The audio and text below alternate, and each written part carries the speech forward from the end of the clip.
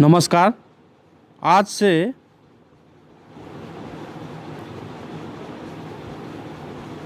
लगभग 21 सेट का डिस्कशन किया जाएगा जो आधारित होगा प्रीवियस ईयर पेपर पर। बीपीएससी ने अभी तक जो भी एग्ज़ाम 2021 तक लिया है उसके पेपर का डिस्कशन करने जा रहे हैं सेट के रूप में, और इसका भी प्ले लिस्ट जो है बना दिया गया है बीपीएससी प्रीवियस ईयर के नाम पे, चैनल पे उपलब्ध है, वहाँ से आप देख सकते हैं।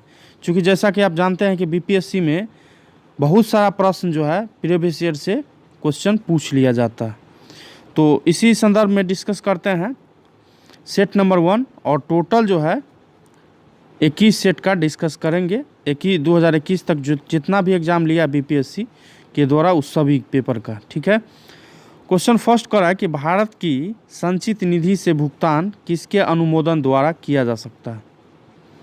तो इसका सही उत्तर हो जाएगा भारतीय संसद। और किसी भी धन को संसदीय विधि के सिवाय विनियोजित नहीं किया जा सकता, ये कहता है अनुच्छेद 266। 266 में कहा गया है कि किसी भी धन को संसदीय विधि के सिवाय विनियोजित नहीं किया जा सकता, और भारत के संचित निधि से कोई भी धन विधेयक विनियोग, भारत के संचित निधि से कोई भी धन विनियोग विधेयक के पारित हुए बिना नहीं निकाला जा सकता है, ये कहता है अनुच्छेद 114। तो इसका सही उत्तर हो जाएगा option number B. Question number 2 देखें कि राज्यसभा में निम्न राज्यों की सीटों का उचित अवरोही क्रम चुने, घटते क्रम में सजाना है राज्यसभा सीट। तो सब आप यहाँ देख लीजिए, यूपी में 31 राज्यसभा सीट है, तमिलनाडु में महाराष्ट्र में 19 है, तमिलनाडु में 18 है, और वेस्ट बंगाल पश्चिम बंगाल में 16 है, और बिहार में भी राज्यसभा सीट 16 है। तो इसके अनुसार आंसर आपका बन जाएगा उत्तर प्रदेश, महाराष्ट्र, तमिलनाडु और बिहार, यानी कि ऑप्शन नंबर इसमें सी सही हो जाएगा। क्वेश्चन नंबर 3 देखिए, भारतीय संविधान में संशोधन किसके या किनके द्वारा प्रारंभ किया जाता है। तो भारतीय संविधान में संशोधन की प्रक्रिया जो है दक्षिण अफ्रीका के संविधान से लिया गया है। कहाँ से? दक्षिण अफ्रीका के संविधान, साउथ अफ्रीका के संविधान से संविधान संशोधन की प्रक्रिया लिया गया है। और अनुच्छेद 368 में के अनुसार कहा गया है कि किसी भी सदन में, मतलब संविधान संशोधन में से संबंधित विधेयक, संविधान संशोधन से संबंधित विधेयक किसी भी सदन में पारित पेश किया जा सकता है, चाहे वो लोकसभा हो चाहे राज्यसभा हो। तो इसका सही उत्तर हो जाएगा 1 और 2 दोनों सही, यानी कि इसका उत्तर हो जाएगा option number D. Question number 4 देखिए, भारतीय संविधान में कैबिनेट शब्द का प्रयोग केवल एक जगह किसके तहत हुआ है। तो ये कैबिनेट शब्द का उपयोग जो है भारतीय संविधान में अनुच्छेद जो है 352 के तहत हुआ है, सी सही हो जाएगा। क्वेश्चन नंबर 5 देखें कि विधानसभा के दोनों सदनों द्वारा बिल पास होने के बाद राज्यपाल निम्न विकल्प होते हैं, राज्यपाल के पास निम्न विकल्प होते हैं। तो वो अपनी अनुमति दे सकते हैं, ये सही है। वो अपनी अनुमति रोक सकता है, ये भी सही है। वह बिल को पुनर्विचार के लिए भेज सकता है, ये भी सही है। और वह बिल को राष्ट्रपति के विचार के लिए सुरक्षित रख सकता है, ये भी सही है। यानी कि 1, 2, 3 और 4 सही, एक से अधिक सही होने पे उत्तर क्या हो जाता है, एक से अधिक सही है, यानी कि ऑप्शन नंबर ई इसका सही हो जाएगा। क्वेश्चन नंबर 6 देखिए कि पंचायत सदस्य की अयोग्यता का प्रश्न कौन निर्धारण करेगा। तो ये निर्धारण करेगा एक ऐसी संस्था जिसे राज्य विधानमंडल मुहैया करा सके, सी सही हो जाएगा। क्वेश्चन नंबर 7 देखिए, असत्य मेल ढूंढने के लिए कह रहा है। अनुच्छेद 48, 50, अनुच्छेद 49 और 40, 45 दिया गया।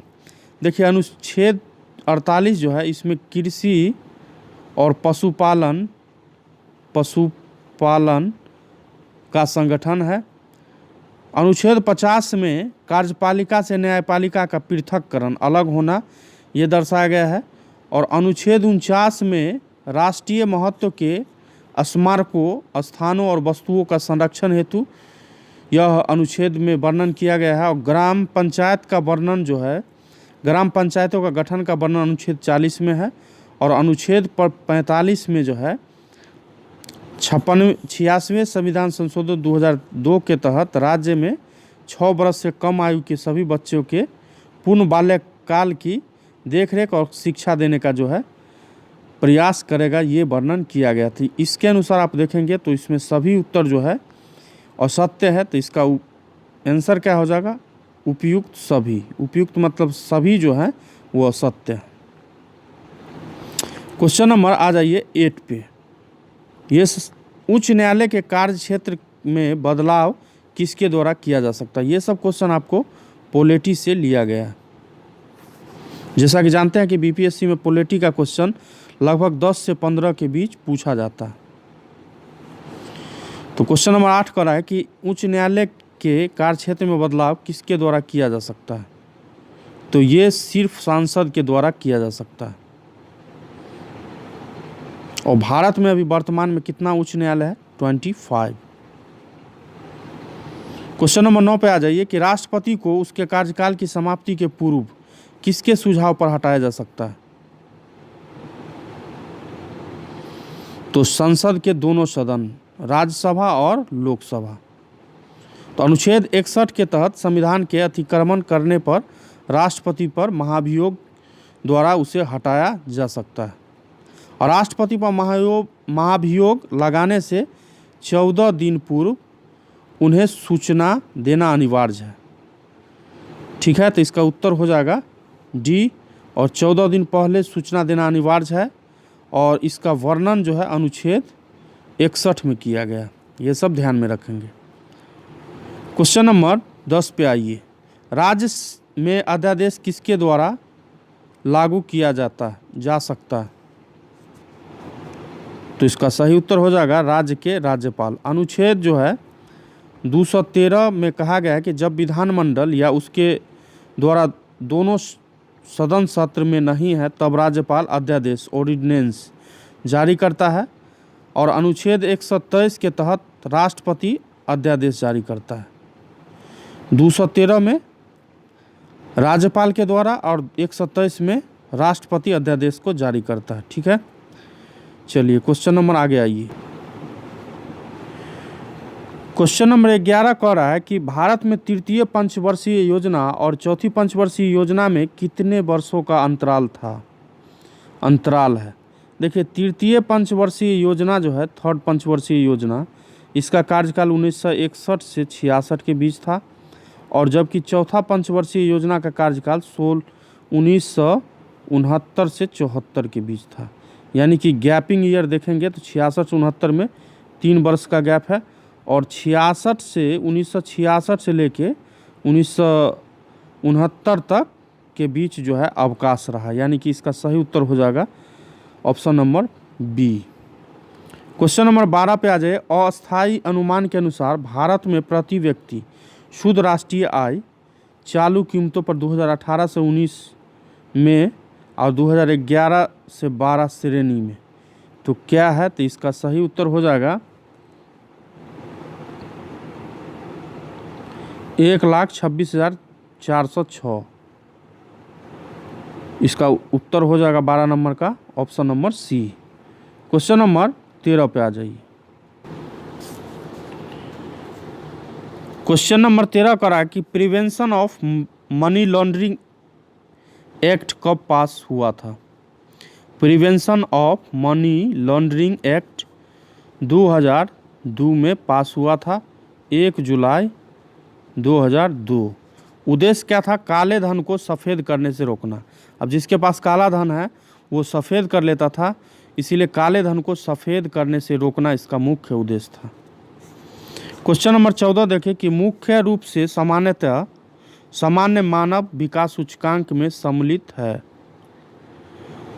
तो मुख्य रूप से मानव विकास सूचकांक में क्या क्या सम्मिलित किया जाता है? तो जीवन प्रत्याशा, प्रति व्यक्ति आय, साक्षरता दर, यानी कि इसमें से तीनों उत्तर सही है। यानी ऑप्शन नंबर डी इसका सही हो जाएगा। क्वेश्चन नंबर 15 देखिए कि भारत की नई औद्योगिक नीति 1991 आधारित है। एलपीजी पे आधारित है। एलपीजी लिबराइजेशन, प्राइवेटाइजेशन और ग्लोबलाइजेशन। उदारवादिता, निजीकरण और वैश्वीकरण पर आधारित था। 1991 का नई औद्योगिक नीति। तो इसका सही उत्तर हो जाएगा option number D.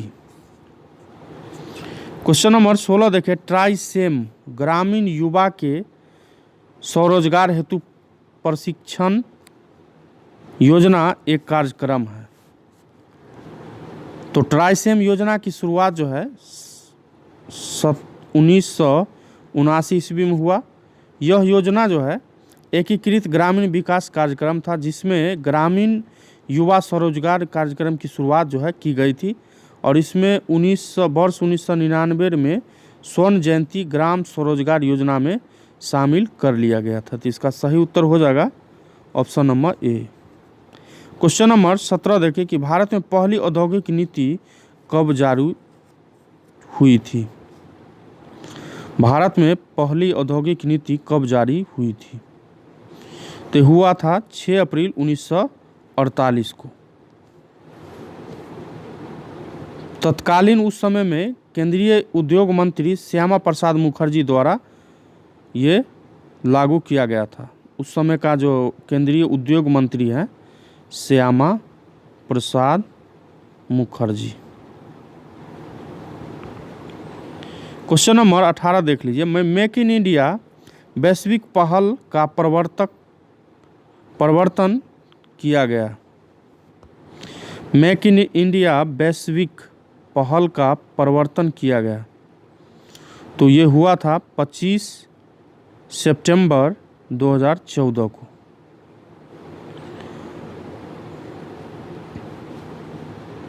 Question number 19 देखें कि नाबार्ड कृषि एवं ग्रामीण विकास हेतु राष्ट्रीय बैंक का लक्ष्य क्या है?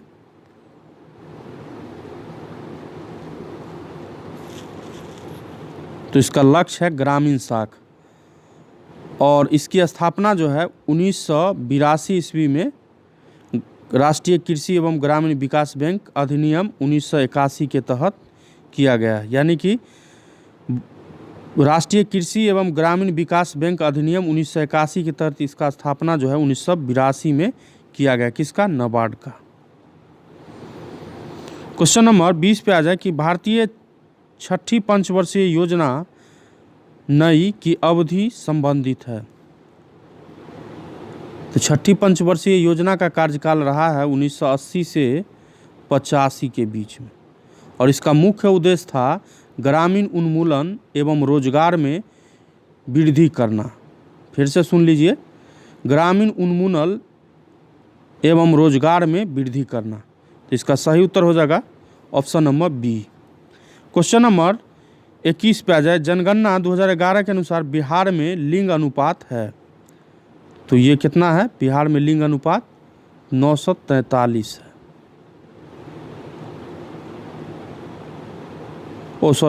बिहार में लिंग अनुपात जो है 918 है, जबकि राष्ट्रीय अनुपात जो है 943 है।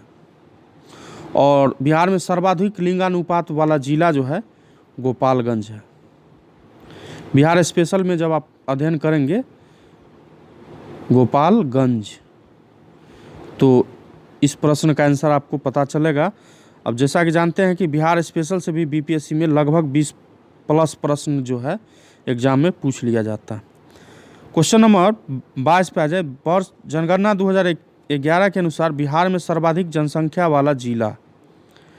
तो सर्वाधिक जनसंख्या वाला जिला जो है 2011 के जनगणना के अनुसार वो है पटना, जिसकी जनसंख्या जो है लगभग 16.83 लाख के करीब माना जाता है।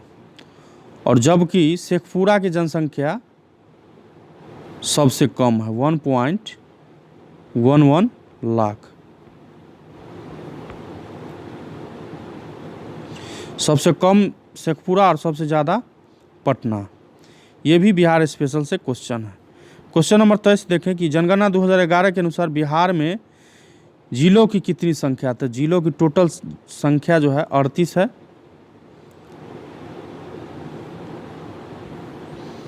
क्वेश्चन नंबर 24 देखें कि स्मार्ट शहर योजना के अंतर्गत बिहार में चुने गए शहरों की संख्या कितनी है।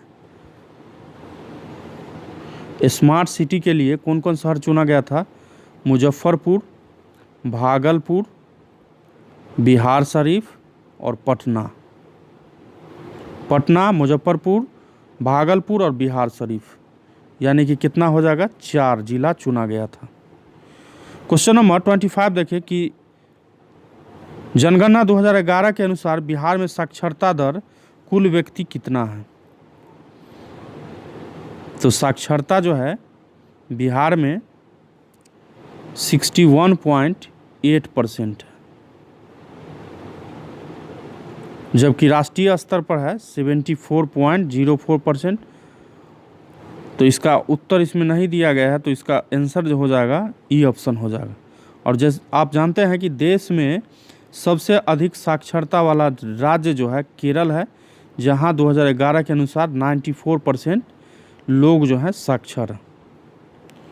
क्वेश्चन नंबर 26 पे आ जाए कि 1857 के विद्रोह के समय दिल्ली का प्रभारी अंग्रेज अधिकारी कौन था? हिस्ट्री से क्वेश्चन आ गया और हिस्ट्री से मॉडर्न हिस्ट्री से क्वेश्चन आ रहा है। प्रभारी जो था हडसन और निकोलस था। इसमें ऑप्शन में नहीं दिया गया है, तो इसीलिए इसका उत्तर हो जाएगा ई। 1857 के विद्रोह के समय दिल्ली का प्रभारी कौन था? हडसन और निकोलस। क्वेश्चन नंबर आ जाइए 27 पे। क्वेश्चन कर रहा है दिल्ली दरबार के समय भारत का वायसराय कौन था?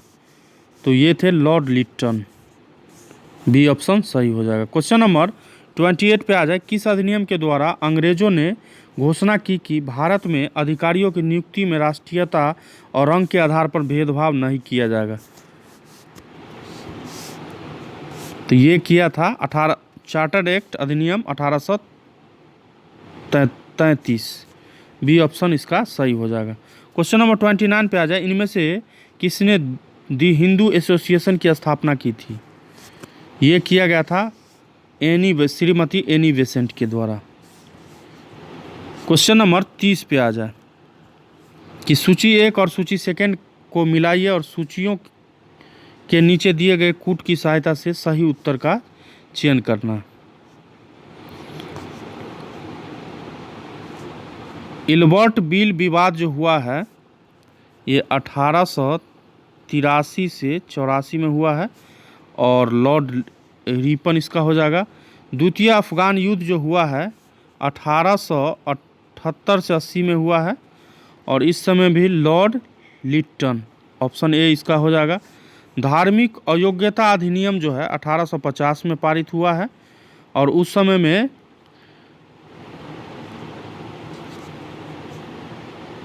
इसका लॉर्ड डलहौजी हो जाएगा। और प्राचीन स्मारक अधिनियम जो है 1904 में लागू हुआ, उस समय वायसराय जो है लॉर्ड कर्जन था। यानी कि उत्तर क्या हो जाएगा 2 1 3 4। देखिए मिला के 2 1 3 4, ऑप्शन नंबर डी इसका सही हो जाएगा। क्वेश्चन नंबर 31 पे आ जाए इनमें से कौन अहरार आंदोलन से संबंधित नहीं थे?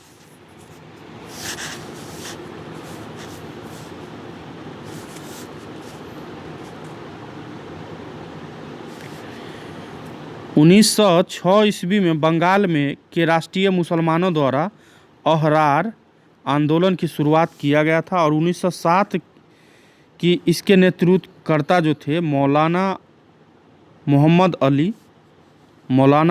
अली, हकीम अजमल खां ये और हसन इमाम ये और मौलाना जफ़र अली खां ये और मजहरुल हक, यानी कि इसका सही उत्तर हो जाएगा। इसमें से सब सही है तो इसका उत्तर हो जाएगा ई। क्वेश्चन नंबर 32 देखें कि सूची 1 का सूची 2 को मिलाइए और सूचियों को दिए गए कूट की सहायता से सही उत्तर का चयन कीजिए।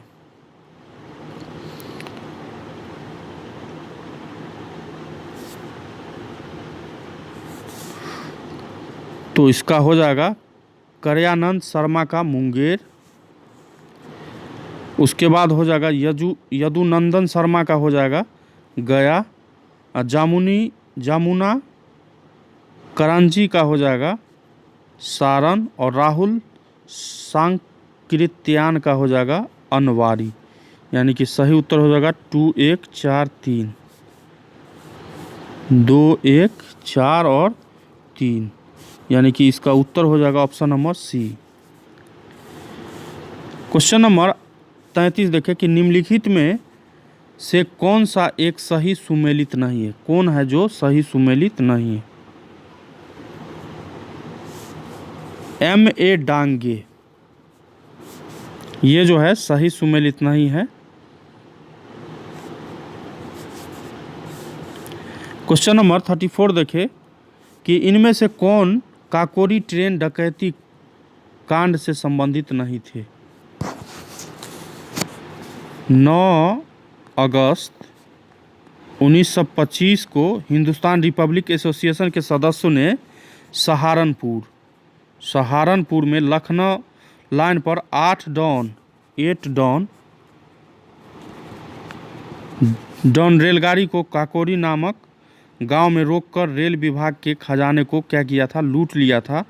और राम प्रसाद बिस्मिल, अशफाकुल्ला खां, राजेंद्र लाहिड़ी एवं रोशन सिंह को इस घटना के में फांसी दे दी गई थी, जबकि चंद्रशेखर आज़ाद जो है फरार हो गए थे। तो इसका सही उत्तर हो जाएगा सुखदेव, ये इससे संबंधित नहीं है। क्वेश्चन नंबर 35 पे आ जाए। 35 कह रहा है कि निम्नलिखित में से कौन सा एक सही सुमेलित नहीं है।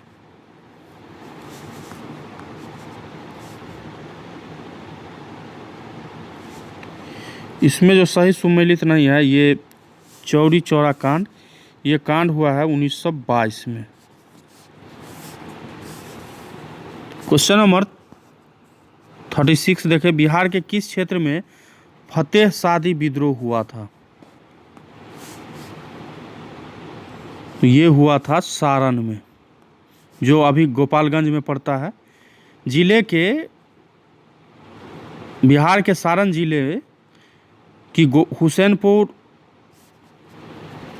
हुसेपुर रियासत के मालिक थे। इन्होंने 1767 में ईस्ट इंडिया कंपनी के खिलाफ छापामार युद्ध प्रणाली का सहारा लेकर लगभग 23 वर्षों तक अंग्रेजों के नाक में जो है दम किया हुआ था। क्वेश्चन नंबर 37 देखें कि किस महीने में पीर अली ने पटना में अंग्रेजों के खिलाफ विद्रोह की शुरुआत की? ये किए थे जुलाई 1857 में। सही उत्तर सी हो जाएगा। क्वेश्चन नंबर 38 पे आ जाए, किस वर्ष बिहार किसान सभा की स्थापना की गई थी? ये हुआ था 1929 में। बी ऑप्शन इसका सही हो जाएगा। 1 नवंबर 1929।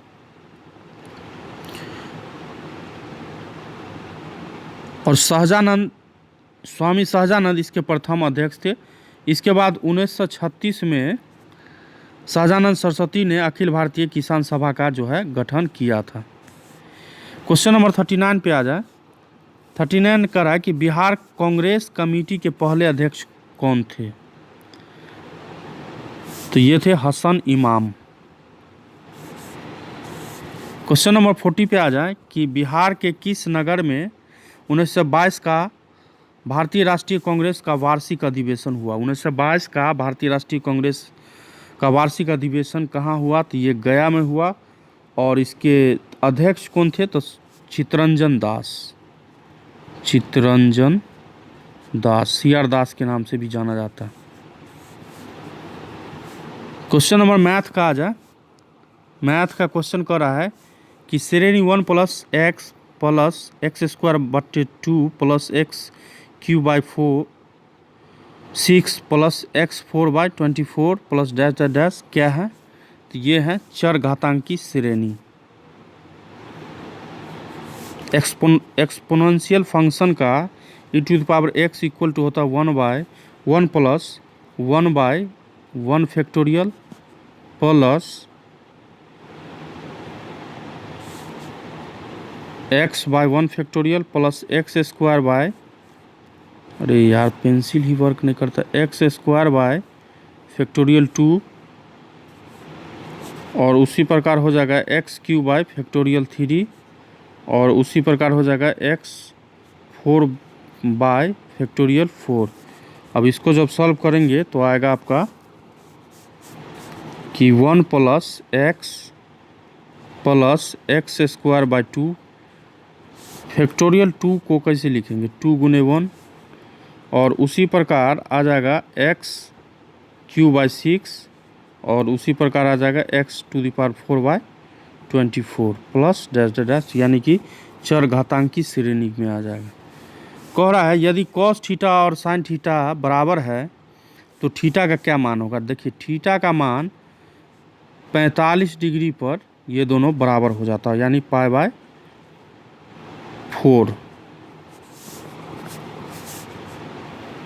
4 पे ये बराबर होता है और पाई बाय 4 पे इसका मान जो है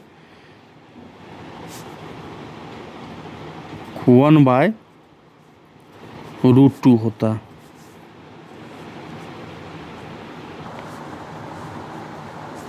क्वेश्चन नंबर 43 कर रहा है कि NC2 और NC1 C2 इक्वल टू 2/1 है तो n का मान क्या होगा। देखिए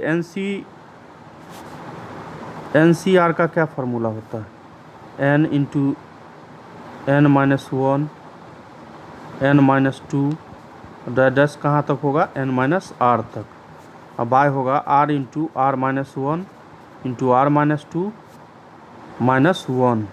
तो इसके अनुसार आप जब पुट करेंगे तो आपको आएगा, इसका मान क्या आ जाएगा n इंटू n-1 बाई 2 गुने 1 और बट्टा में आएगा n-1 इंटू n-2 बाई गुने 1/2 इक्वल टू 2/1 दिया गया है।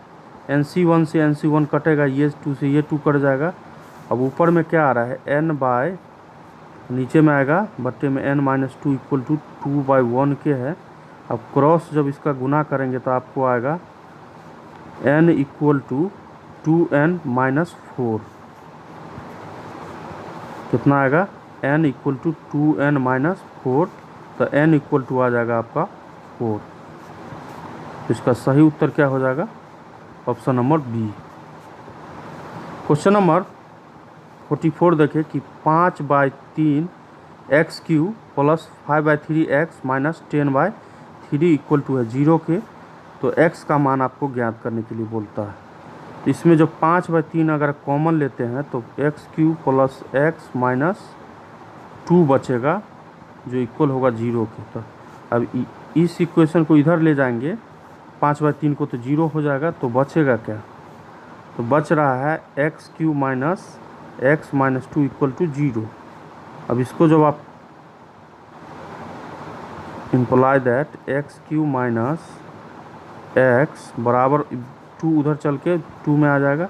अब x में x कॉमन लेंगे तो x स्क्वायर सॉरी यहाँ प्लस था, +1 आएगा इक्वल टू 2। तो x का क्या मान हो जाएगा, तो x इक्वल टू हो जाएगा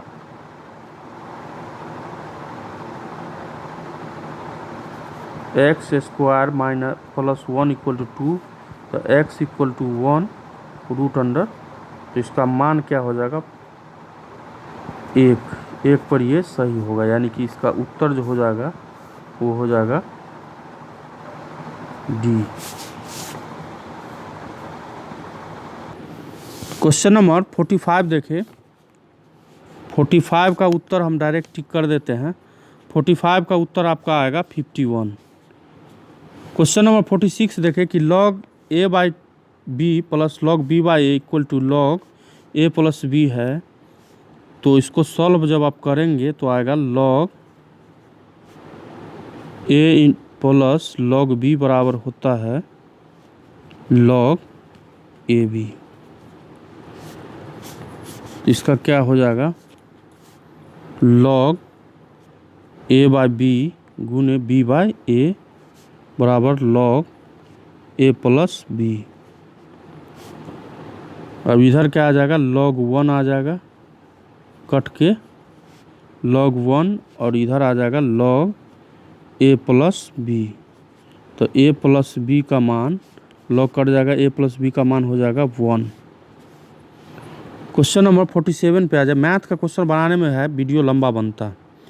वह अंक ज्ञात करे जो 15 से गुना करने पर 196 बढ़ जाता है। यानी कि एक संख्या x है जिसको अगर 15 से हम गुना करते हैं तो क्या होता है, x से 196 बढ़ जाता है। अभी x को इधर लाएंगे तो 14x हो जाएगा जो 196 के बराबर है, तो x बराबर आ जाएगा 14। इसका सही उत्तर हो जाएगा बी। क्वेश्चन नंबर आ जाए 2x माइनस 3y बराबर दिया गया है 23 और 4x प्लस 3y दिया गया है 43। इसको जब आप सॉल्व करेंगे, इसको क्या करना होगा, समीकरण 1 मानिए, समीकरण 2 मानिए और दोनों को ऐड कीजिए। 1 प्लस 1 इसको 1 और इसको 2, और इस दोनों को 1 प्लस 2 जब करेंगे तो ये यहाँ देखिए ये 3 कट जाएगा, 6x इक्वल टू आ जाएगा 6 और ये भी आ जाएगा 6, तो x इक्वल टू आ जाएगा 11 और x का मान जब समीकरण 1 में रखेंगे तो कितना आ जाएगा 22 माइनस 3y बराबर 23 है, और ये उधर चल के 1 में बदल जाएगा।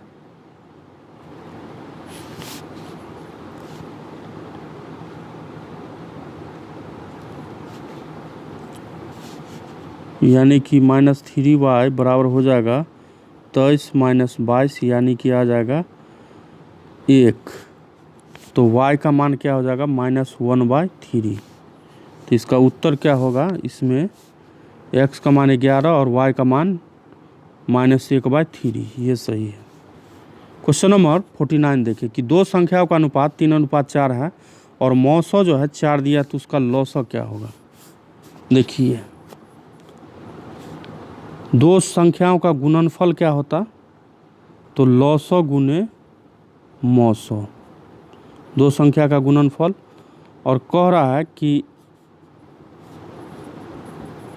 लॉसो गुने 4 है और एक 3x मान लीजिए और गुने 4x है, तो इधर लॉसो क्या आ जाएगा, लॉसो आ जाएगा इधर 12x²/4, तो 4 से 3 कट जाएगा, यानी कि लॉसो आपका आ जाएगा x²,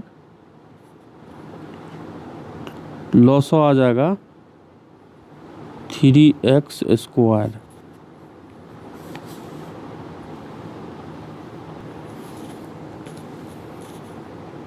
संख्या क्या क्या था, 3x इन 4x था, तो इसका लॉसो क्या होगा 12x। ठीक है, तो लॉसो बराबर आ जाएगा आपको 12x बराबर 3x², तो x बराबर आपको 4 आ जाएगा। तो लॉसो जब आप ज्ञात करेंगे तो 12 गुने 4 आएगा, यानी 12 चौक 48। मैथ का जो क्वेश्चन है इसको वीडियो में बनाने में प्रॉब्लम बहुत होता है। छोटा मोबाइल से वीडियो बनाने में प्रॉब्लम खास के बहुत ज़्यादा होता है। क्वेश्चन नंबर 50 पे आ जाए कि 8 अभाज्य संख्याओं का योग है, तो 8 अभाज्य संख्या क्या कौन कौन हो जाएगा, 2 ले लीजिए, 3 ले लीजिए, 5, 7, 11, 13 और 17 और 19, इस सभी को आपको जोड़ना है, तो आपका आंसर आएगा 77।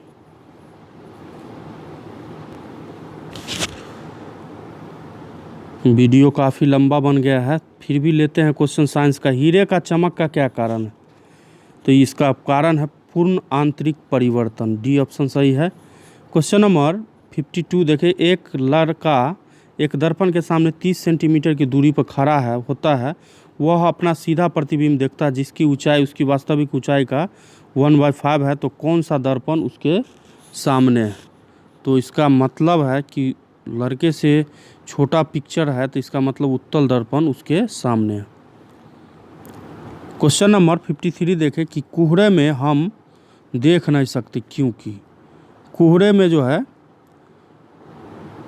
प्रकाश का परिकिरणन, प्रकाश का माध्यम के कण से टकराकर विभिन्न दशाओं में विचलित होने के कारण होने की घटना को प्रकाश का परिकिरण कहा जाता है।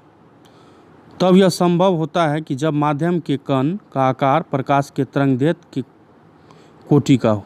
तो कोहरे में उपस्थित कण बूंदों द्वारा प्रकाश का परिकिरण हो जाता है, जिससे हमें दिखाई नहीं देता।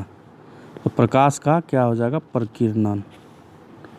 डी ऑप्शन इसका सही हो जाएगा। क्वेश्चन नंबर 54 देखिए, सप्लाई लाइन में शक्ति को उच्च वोल्टता पर स्थानांतरित किया जाता है।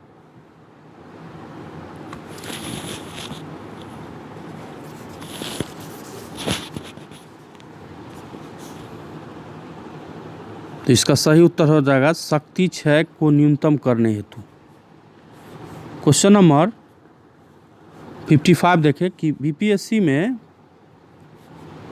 आपको 30 के आसपास साइंस का क्वेश्चन देखने को मिलता है, जिसमें फिजिक्स, केमिस्ट्री और बायोलॉजी, सबसे ज़्यादा बायोलॉजी से, फिर केमिस्ट्री से, फिर फिजिक्स से प्रश्न आपको देखने को मिलता है। क्वेश्चन नंबर 55 कह रहा है कि एक फ्यूज की तार क्षमता निर्भर नहीं करती। ये तार की लंबाई पर निर्भर नहीं करता। क्वेश्चन नंबर 56 देखें कि तापमान बढ़ाने पर धातु की वैद्युत चालकता घटती है, क्योंकि तापमान बढ़ने से इलेक्ट्रॉनों की ऊर्जा जो है बढ़ जाती है। क्वेश्चन नंबर 57 देखें कि सभी चुंबकीय पदार्थ अपने चुंबकीय गुण को खो देता है जब उसे गर्म किया जाए। डी ऑप्शन सही है।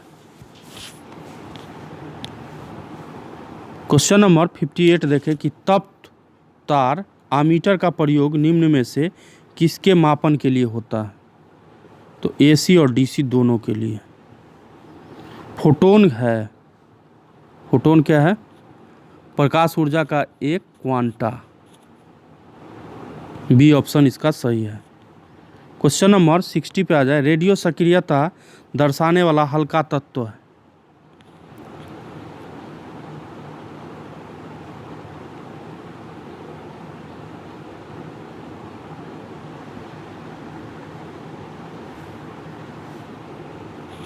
तो इसका सही उत्तर हो जाएगा ट्राइटियम। क्वेश्चन नंबर 61 देखें कि भारत में पाया जाने वाला टाइटेनियम युक्त खनिज है। तो इसका सही उत्तर हो जाएगा इम्लेनाइट। क्वेश्चन नंबर 62 देखें, किस एंजाइम की उपस्थिति में ग्लूकोज या फ्रुक्टोज C2H5OH में परिवर्तित होता है? ये होता है जाइलम। क्वेश्चन नंबर 63 देखें कि जिलेटिन का बढ़ुआ उपयोग आइसक्रीम बनाने में क्यों किया जाता है?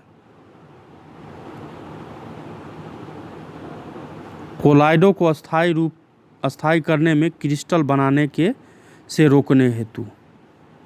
बी उत्तर इसका सही हो जाएगा। क्वेश्चन नंबर 64 देखें कि निम्न में से कौन सा एक कोलाइड नहीं है? घी जो है इसमें कोलाइड नहीं है।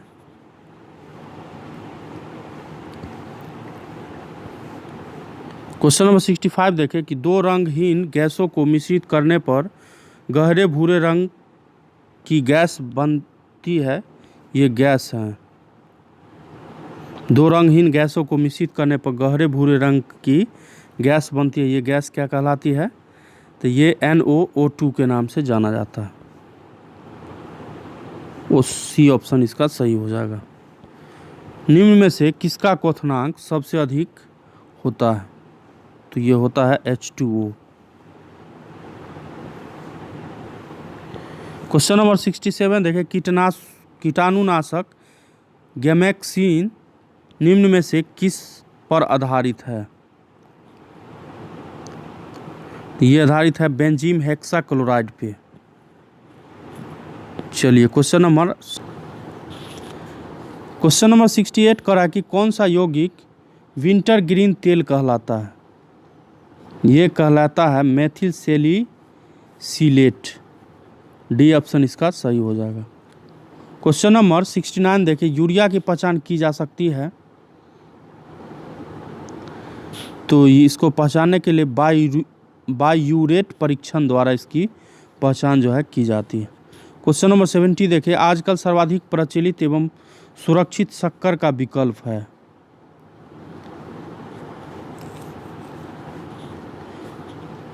एस्पार्टेम, बी ऑप्शन इसका सही हो जाएगा। क्वेश्चन नंबर 71 देखिए, थैलेसेमिया एक आनुवांशिक रोग है जो प्रभावित करता है ब्लड को, रक्त को, ए ऑप्शन इसका सही हो जाएगा। क्वेश्चन नंबर 72 देखिए, एंटामीबा हिस्टोलिटिका की संक्रामक अवस्था होती है। परिपक्व पुट्टी। क्वेश्चन नंबर 73 देखें कि निम्न में से कौन सा एक सत्य उभयचर जंतु नहीं है। बहुत बार प्रीवियस ईयर में ये क्वेश्चन पूछ चुका है, कछुआ। क्वेश्चन नंबर 74 देखें, निम्न में से कौन सा एक ऐसा प्राणी है जिसमें रक्त नहीं होता परंतु श्वसन करता है। रक्त नहीं है फिर भी जो है श्वसन करता है, ये है हाइड्रा। और आज क्वेश्चन नंबर 75 तक ही लेते हैं, वीडियो बहुत लंबा बन गया है। दीपक की आंत में सेल्यूलोज को पचाने के लिए निम्न में से क्या उपस्थित होता है। तो ये होता है, दीपक को कहा जाता है टर्माइट। इसको सेल्यूलोज को पचाने के लिए इसमें उपस्थित होता है प्रोटोजोआ। तो टोटल 75 प्रश्न का डिस्कस हमने किया। बीच में आपको मैथमेटिक्स के प्रश्न में आवाज़ का थोड़ा प्रॉब्लम हो सकता है। अगर वीडियो में कहीं भी आपको प्रोनाउंसिएशन का प्रॉब्लम हो या कोई उत्तर आपको लगे कि सही नहीं है तो उसको कमेंट बॉक्स में आप उत्तर दे सकते हैं। और इसका अगला वीडियो भी जल्द ही अपलोड किया जाएगा 75 से लेकर 150 तक के प्रश्नों का, ठीक है। तो प्रीवियस ईयर का, जैसा कि आपको पहले ही बता दिए कि प्रीवियस ईयर का डिस्कस कर रहे हैं, इसमें जो भी प्रीवियस ईयर पूछा गया है 2021 तक के एग्ज़ाम में, सभी प्रश्नों का संग्रह करके हम डिस्कस करने जा रहे हैं सेट के रूप में, ठीक है। यही डिस्कस करते हैं। तो इसका जो सेकेंड वीडियो आपको आएगा 75 से 150 तक के प्रश्नों का। तो अगर वीडियो पसंद आता है तो लाइक ज़रूर कर ले, और आप चैनल पे नए हैं तो सब्सक्राइब प्लीज़ ज़रूर कर लेना। जय हिंद, जय भारत।